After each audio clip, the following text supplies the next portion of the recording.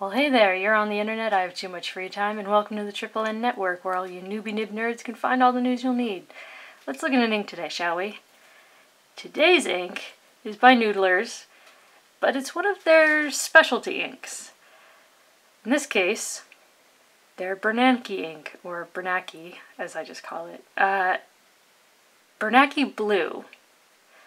It's their quick drying ink. And as you might be able to tell, it's not the most fascinating color of blue.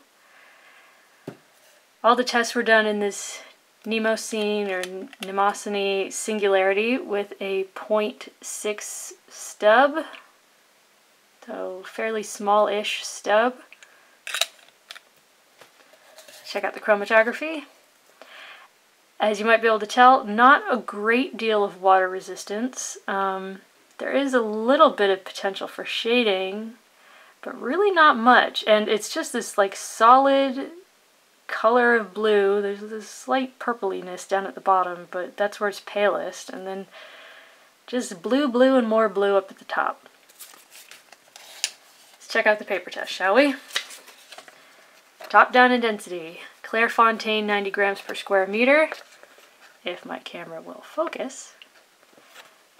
As you can see, it's not the nicest color of blue. It's a simple blue. It kind of reminds me of Waterman's Florida blue, which I'm not the biggest fan of, but it's blue. So I guess in a professional setting, blue is blue, right?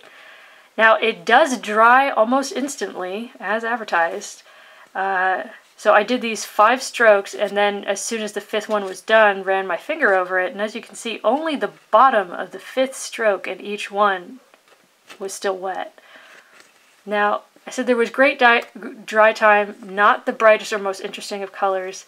There is no real feathering, but there is a bit, as you might be able to see in the top of the N of Singularity. I guess that's more spread, because it does expand just a little. It does have a bit of a woolly look to it.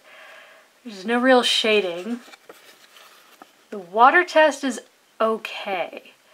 I mean, it's very light, but it's fairly readable. But here's where the trouble starts. Yeah, you can almost read that from the other side. And this is Clairefontaine. This is very dense paper. And there's some echo. It's not quite bleed through, but there is some show through in spots. And this is very dense paper. So next is Rhodia, 80 grams per square meter. And again, my camera's acting weird. But as you might be able to see, there's feathering and spread, as you can see in Singularity and in misspelled quick dry, because that's how I write quick dry to be funny. And that's not great. But again, I mean, dried almost instantly. Here you can see you can't even see it on camera, but there's almost no smearing. Here I said extreme show through to near bleed through. I mean, look at that. You can see that, and that's not even pressed against the white background. I mean, that's pretty bad. And again, I mean, the water tests are okay. They get lighter. You can still kind of read them. They're not, but this one got a little explodey. I mean, that's feather and spread in the water test, real bad. It's I said not the worst combination ever, but not the best either. Maybe in an extra fine nib this would do fine, but I mean, we're talking Rhodia here. This is not simple everyday paper, and it's already having problems. Next is Tomoe River Paper, where you get some shading, which is kind of nice. It's not the best shading. It's not the most noticeable, but I mean, there's no bleed, feather, or spread. It's fairly well behaved, and it took 4 seconds to dry, so maybe if you like Tomoe River Paper, but you don't like the dry times, maybe this is a good ink for that, because it's fairly well behaved. But there is show through, because it does seep into the paper. And it is very thin paper, so if you want to write on both sides, that might be a bit of an issue.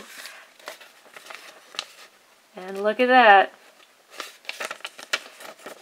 Which is weird, because I mean, you look at most of the water tests and that's gone.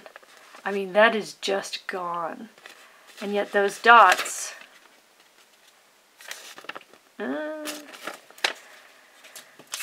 Next is 20-pound copier paper, which I imagine is the paper that most people who buy this ink would be using it on. But, come on camera, what are you doing? Yeah, as you can see, we got feathering, we got spread. It's acting temperamental. I mean, not everywhere, but where it's wettest, that's where it's really freaking out.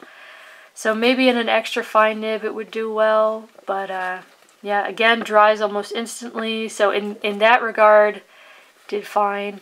So feather, spread, extreme show through to near bleed through, because look at that. I mean, it's in parts, but it's pretty dark. And then again, the water test.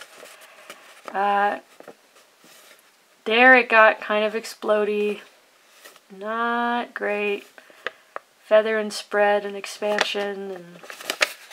And next is Mead Notebook Paper, where again, dried almost instantly, but bad feathering, bad bleed through.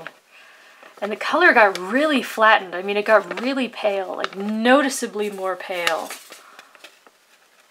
So there was that. And the water test was just terrible. I mean, look at that. That's hideous. And that's pretty bad. I mean, even if you weren't super picky, that'd be very hard to write on the back. It got really woolly. Like the spread and the near feathering just combined to make this very unpleasant looking writing combination. Now here's Moleskin notebook paper.